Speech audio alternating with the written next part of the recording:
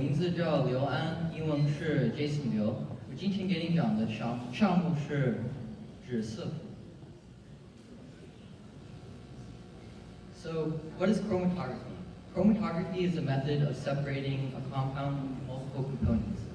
And this involves one mobile phase, which is what causes the component to move forward, and the stationary phase, which is what the mobile phase travels through.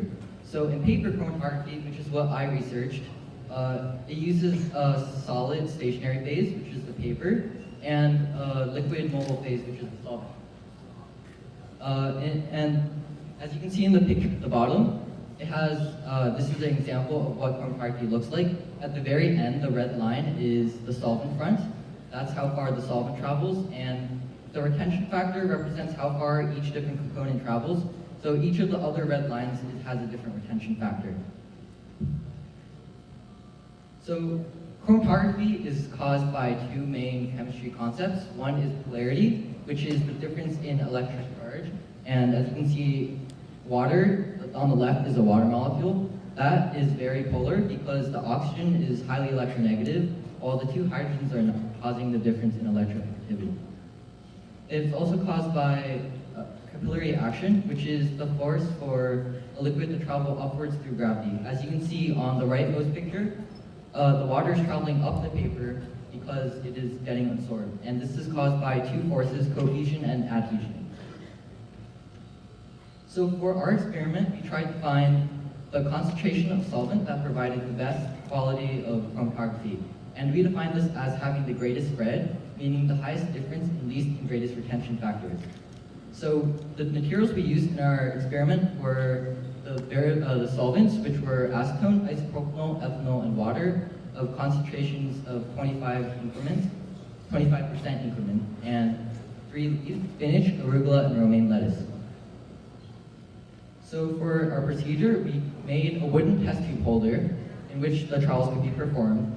We crushed up the leaves using mortar and pestle. We applied it to the bottom of each chromatography paper, and then we poured the solvents into the test tubes, put in the chromatography paper, and after 30 minutes, we took the trials out and recorded data. So this is the data that we obtained. Ethanol, we found that 50% concentrations yielded better results than 25%. For isopropanol, we found that 70% yielded better results than 50%. And for ethanol, we found that 75% yielded better results than 100%. So in general, we found that 75% concentrations yielded best results. And although acetone had a better quality, meaning it was more vibrant and easier to see, polarity was, isopropanol was the biggest spread numerically. So observing the chemistry, we found that the polarity is the most important factor in a good spread. So analyzing at the bottom are 3 molecules. The leftmost molecule is a pigment, which is chlorophyll, and the middle is acetone, solvent, and the rightmost is cellulose, which makes up the paper. So what happens in the experiment is the pigment is attracted to the solvent front and the stationary phase, which is the paper. So for a good chromatography, we want the pigments to attract more to the solvent rather than the stationary phase, so that it will move up farther. And polarity impacts how things attract, because the more similar in polarity two things are, the more they attract. So naturally, we want the pigment and the solvent to be of similar polarities. So how can our experiment be implemented? So our experiment is just one example of chromatography. So it can be generalized to almost like so many uses. So by changing the materials we use, we can create different purposes for chromatography. The most commonly used ones are liquid and gas chromatography, which so liquid is on the left. It uses, the liquid travels through a solid, and at the end, the liquid comes out into separated components. In gas chromatography, a gas travels through a liquid, and as you can see, the gas molecules travel at different rates, causing them to separate. So industrially, chromatography can be used in industries such as the pharmaceutical industry to test the purity of drugs, in forensics to test the cause of death, in molecular biology to test or to separate proteins and nucleic acids, in diagnostics to test the drugs in the body, and in food and beverage to test the safety of food and beverages. So a great example of the uses of chromatography is in testing the purity of water. So water is something that you'll be consuming every day and be using every day. So it's important that the water is safe to drink. So as you know, in China, compared to the US, the water generally isn't always safe to drink, and in many poorer countries, it's even worse. So to test the water, for example, you can use a liquid chromatography or gas chromatography to make sure there are no contaminants in the water. For example, in the US, recently our school systems found that in some schools, there were higher amounts of lead that they wanted, so they had to replace some water systems. So using our experiments data, how polarity affects the chromatography, we can make chromatography more efficient and accurate, which will provide less error and save people's lives. 谢谢大家。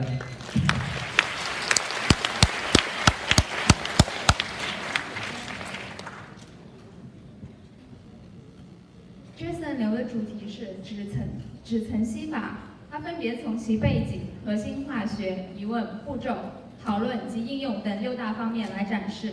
经过讨论及实验，得出以下结论：70%及75%的浓度最好。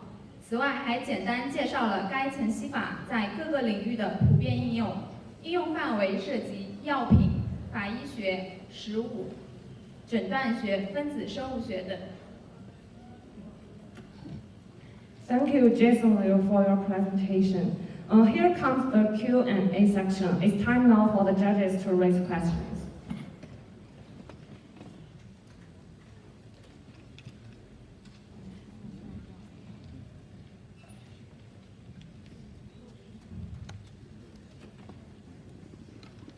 首先我想说，这个脂层分析法应该不是你创造的吧，对吧？是科学家的结晶。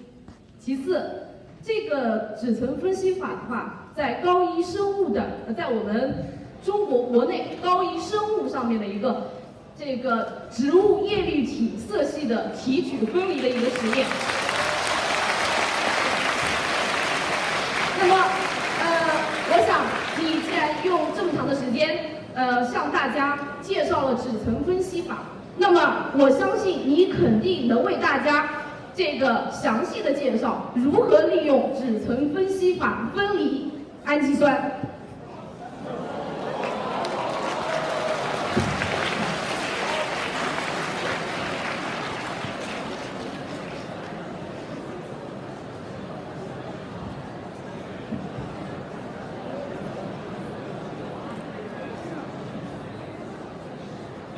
Sorry, please keep quiet, okay?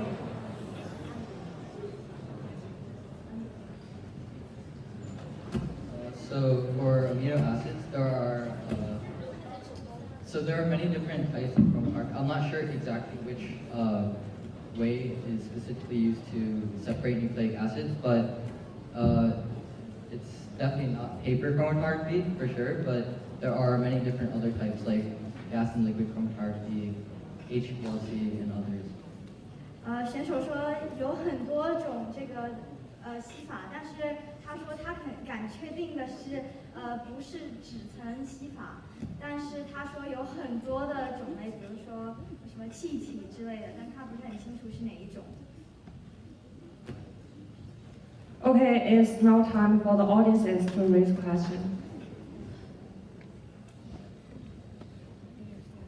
Is there any question?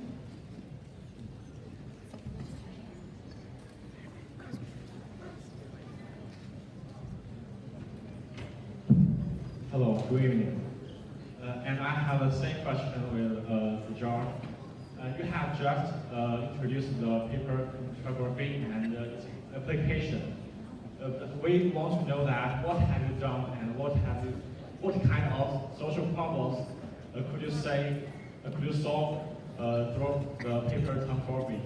You know that leadership needs to do something, not just say something. So the question is, most people here probably have not tested their water or know about whether or not their water is safe to drink.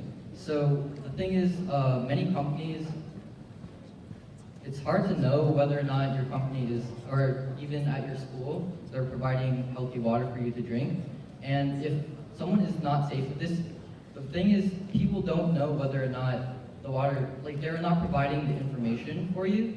And most of the reasons why are many schools, for example, aren't actively testing the water quality because chromatography is generally something that they don't want to go through because it's sometimes expensive or they just have higher priorities. But if we can make it more accurate and precise, people can, or schools and companies will be more willing to test water and make it safer. Even you can do it at home if they make products cheaper and more accessible. 选手说，现在在学校里面和包括很多单位里面都是没有很清楚的信息，这边的水质是不是安全的。所以他说，如果能把物价之类的都能降低，这样能让大家都能接触得到的话，可能会更加容易的让大家都能得知这个水的安全质量。Thank you. Now the presentation of Group 7 has